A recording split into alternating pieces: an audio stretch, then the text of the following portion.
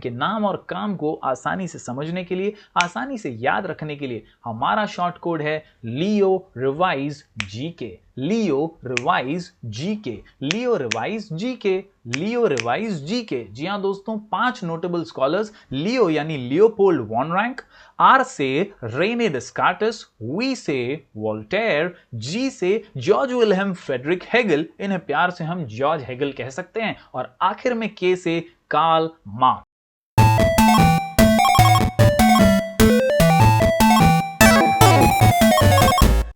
Hello everyone, मैं हूं जयेश राजगौर और स्वागत है आप सभी का इस नए इंटरेस्टिंग यूट्यूब वीडियो में।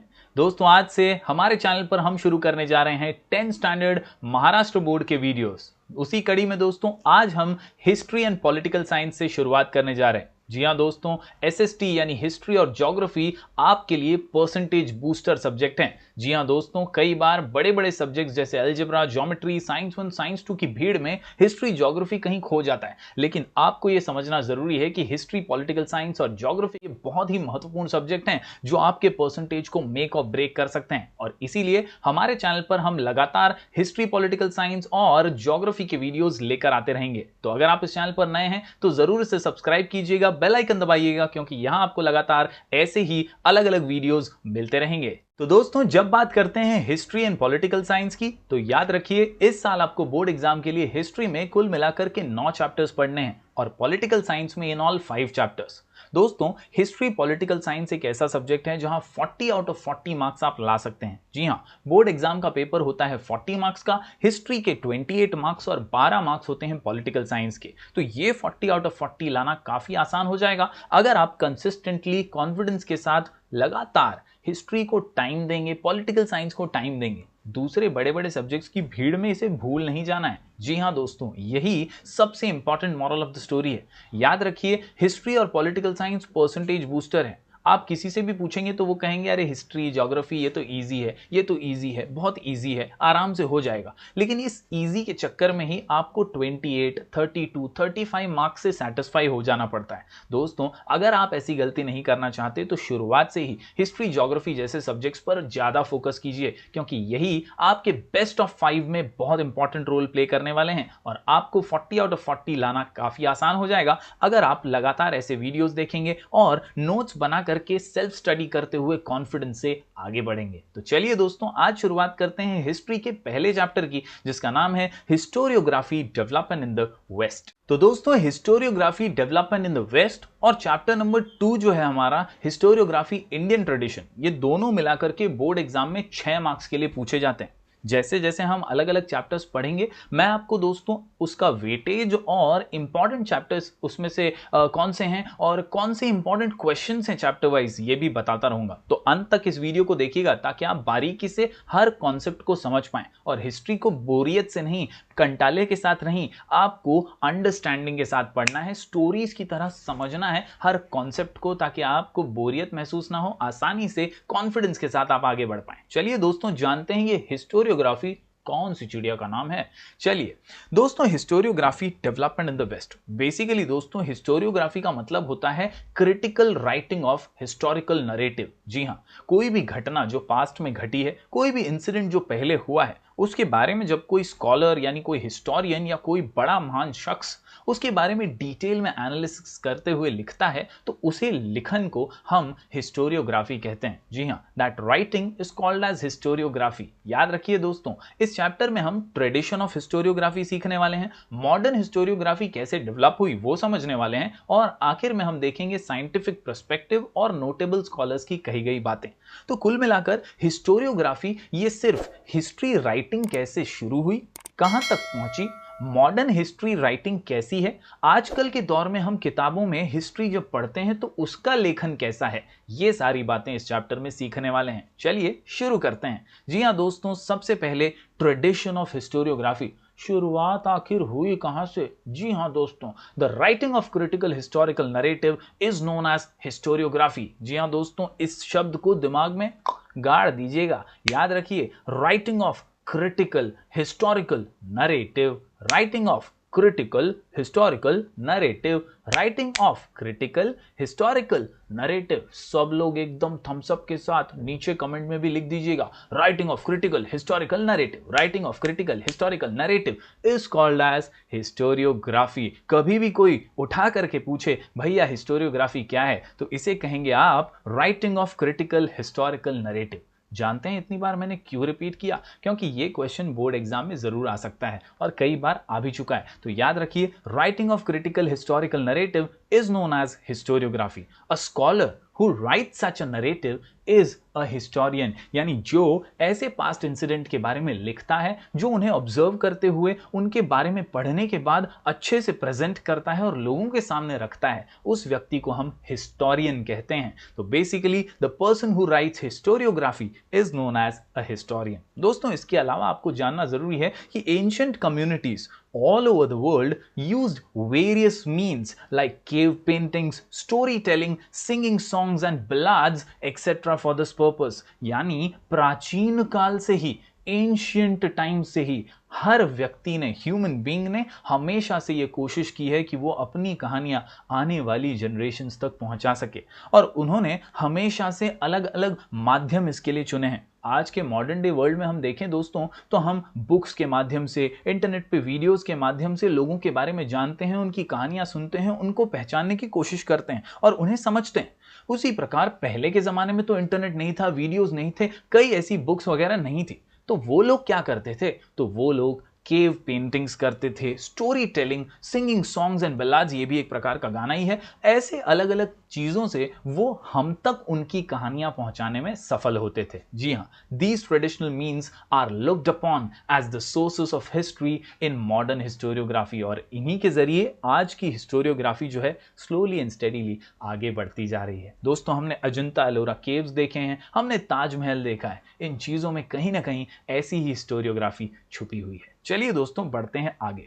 दोस्तों, ये एक छोटा सा एग्जाम्पल है जो हमारे टेक्स्ट बुक में दिया गया है। यहां दोस्तों आप देख सकते हैं earliest inscription in the lower museum. ये जो म्यूजियम है दोस्तों, इसके अंदर का सबसे एंशियंट इंस्क्रिप्शन आपके सामने है। The above picture shows a fragment of the earliest inscription. A forward marching file of soldiers holding shields and spears is seen here। यानी जो सोल्जर्स मार्च करते थे और शील्ड और स्पीयर्स हाथ में लेकर के चलते थे ना, उसी की एक झलक यहां पर है। जी हाँ, the general is in front. अगर आप इस तस्वीर को थोड़ा सा जूम करके देखें तो आप समझ पाएंगे कि क्या खास है इस इन स्क्रिप्चर के अंदर। जी हाँ दोस्तों, याद रखिए, the tradition of recording historical event can be traced back to the Sumer civilization in Mesopotamia. यानी कई वर्षों से ये जो चीजें हैं वो चलती आ रही हैं। ये जो कहानी है ये एंशियंट टू एंशियंट सिविलाइजेशन से, यानी प्राचीन युग से चलती आ रही है। जैसे हमारे यहाँ पर हमने हड़प्पा और मोहनजोदारो की कहानियां रिसर्च की, एक्सकैवेशन के जरिए हमें कई और उसके अंदर से दस्तावेज और डॉक्यूमेंट्स मिले, वैसी ही ये एक एग्जाम्पल आपके टेक्स्ट बुक में दी गई है। The earliest inscription shown about dates back to 4500 BCE, यानी 4500वीं सदी से भी पहले की ये इंस्क्रिप्शन है। It records a battle fought between two kingdoms. It is now displayed at the Louvre museum in France. यानी अब ये फ्रांस के म्यूजियम में स्टोर करके, संभाल करके रखी गई है ताकि लोगों तक ये हिस्ट्री भी पहुंच सके। तो उम्मीद करता हूं दोस्तों, इस एग्जाम्पल के जरिए आपके जहन में आया होगा कि एग्जैक्टली हिस्टोरियोग्राफी क्या है। तो बेसिकली हिस्टोरियोग्राफी हर वो डॉक्यूमेंट है, हर वो नरेटिव का क्रिटिकल राइटिंग है जिसमें हम किसी हिस्टोरिक इवेंट को दर्शाते हैं। दोस्तों, बढ़ते हैं आगे मॉडर्न हिस्टोरियोग्राफी की तरफ। यानी आजकल के दौर में जो हिस्टोरियोग्राफी फॉलो हो रही है, इसकी शुरुआत कैसे हुई, क्या एग्जैक्टली इसके फीचर्स हैं, क्या इसके प्रिंसिपल्स हैं। क्योंकि पहले के दौर में दोस्तों जब हिस्टोरियोग्राफी लिखी जाती थी या एंशिएंट टाइम पे हिस्ट्री राइटिंग होती थी, तो हमेशा से ही ये बात मानी जाती थी कि भाई भगवान की देन है, ये तो ऊपर वाले का किया है, ये तो उन्होंने किया होगा। लेकिन याद रखिए दोस्तों, धीरे धीरे समय बदलता गया और बदलते समय के साथ मॉडर्नाइजेशन आया, और याद रखिए हम सवाल पूछने लगे, क्यों भैया ऐसा क्यों, क्यों भाई ये क्या हो रहा है। हमने सवाल पूछना शुरू किया और जवाब मांगना शुरू कर दिया, तब हमें मिले सवालों के सही सही जवाब। और इसी को कहते हैं मॉडर्न हिस्टोरियोग्राफी। किसी भी चीज पर ब्लाइंड बिलीफ मत कीजिए, किसी भी चीज पर ऐसे ही भरोसा मत कीजिए। और इसीलिए आपके सामने है दोस्तों 4 main characteristics of modern historiography. Yes, the number 1 thing is based on scientific principles and it begins with formation of relevant questions। दोस्तों याद रखिए, मॉडर्न हिस्टोरियोग्राफी जो है वो साइंटिफिक प्रिंसिपल्स पे बेस्ड है, ऐसे ही किसी चीज पे भरोसा नहीं करती। हर चीज में साइंटिफिक प्रिंसिपल ढूंढती है, हर चीज में साइंटिफिक तथ्य ढूंढती है, याद रखिए। और इसीलिए फ्रेम करना क्वेश्चंस बहुत जरूरी है। डायरेक्टली बिलीव मत कीजिए, सवाल पूछिए भाई ऐसा क्यों, और फिर ही उस पर बिलीव कीजिएगा। दूसरा इंपॉर्टेंट फीचर है questions which are framed are anthropocentric. याद रखिए ये शब्द बहुत ही महत्वपूर्ण है दोस्तों। एंथ्रोपोसेंट्रिक मतलब एंशिएंट सोसाइटी से जुड़ा हुआ। कहीं ना कहीं याद रखिए एक ऐसी बिलीफ जहां पे डिवाइन और ह्यूमन बीइंग के बीच में बहुत अंतर बताया जाता है। जी हाँ, जो भी किया है वो डिवाइन है ऐसा जरूरी नहीं है, वो भगवान ने किया है ऐसा जरूरी नहीं है। कहीं ना कहीं सवाल जो है वो ह्यूमन डीड से रिलेटेड होने चाहिए, पास्ट एंशिएंट सोसाइटी के ह्यूमन डीड से रिलेटेड होने चाहिए, ऐसा यहां पर कहा गया है। दोस्तों तीसरी बात कहें इंपॉर्टेंट फीचर की, तो याद रखिए आंसर जो इन सवालों के मिलेंगे वो रिलायबल एविडेंस के साथ होने चाहिए। Yes my dear students, underline कर लीजिएगा, रिलायबल एविडेंस। याद रखिए सवाल तो कोई भी पूछ सकता है, लेकिन जब सवाल के जवाब मिलते हैं ना, तो ऐसा नहीं होना चाहिए कि जवाब में कोई वैल्यू ही नहीं, कोई वेटेज ही नहीं है। It is important that answer of a particular question should be supported with reliable evidence, यानी कुछ सबूत, कुछ डॉक्यूमेंट्स, कुछ एंशिएंट हिस्ट्री के दस्तावेज होने जरूरी हैं। किसी ने ताजमहल बनाया और वो ताजमहल वाकई में शाहजहां का बनाया हुआ है, ये साबित करने के लिए कई डॉक्यूमेंट्स, कई दस्तावेज हमारे पास हैं आज, इसीलिए हम उसे हिस्ट्री का एक हिस्सा मानते हैं। इसके अलावा दोस्तों हड़प्पा, मोहनजोदारो जैसे सिविलाइजेशन की बात करें तो वहां एक्सकावेशन के अंदर हमें कई सिक्के मिले, कई इंस्क्रिप्शंस मिले, जिसके जरिए हमें पता चला कि हाँ भाई सच में ये एंशिएंट सिविलाइजेशन की देन है। तो जब तक सबूत नहीं तब तक मानिए मत कि ये हिस्ट्री है। कुछ फेक भी हो सकता है, फेकोलॉजी भी हो सकती है, and that is why it is important that you have reliable evidence about that event. इसके अलावा दोस्तों आखिरी फीचर मॉडर्न हिस्टोरियोग्राफी का है, it is mankind's journey with the help of past. याद रखिए हिस्टोरियोग्राफी क्या है, तो ये इंसानों की जर्नी है, पास्ट से लेकर प्रेजेंट तक की। तो याद रखिए दोस्तों एग्जाम में क्वेश्चन आ सकता है, explain important features of modern historiography या कैरेक्टरिस्टिक्स ऑफ मॉडर्न हिस्टोरियोग्राफी। आपको ये 4 कैरेक्टरिस्टिक्स अच्छे से मेंशन करने हैं, ओन वर्ड्स में आप जरूर लिख सकते हैं। याद रखिए 4 इंपॉर्टेंट कैरेक्टरिस्टिक्स। यस, 1 2 3 4 हो जाएगा बेड़ा पार। बहुत ही सिंपल है दोस्तों, 4 इंपॉर्टेंट मॉडर्न हिस्टोरियोग्राफी के फीचर्स, कैरेक्टरिस्टिक्स। पहला बेस्ड ऑन साइंटिफिक प्रिंसिपल्स, दूसरा एंथ्रोपोसेंट्रिक क्वेश्चन यानी एंशिएंट ह्यूमन सोसाइटी से जुड़े हुए क्वेश्चंस। याद रखिए तीसरा answer should be supported by reliable evidence, और चौथा फीचर है it is nothing but a journey of Mankind with the help of past.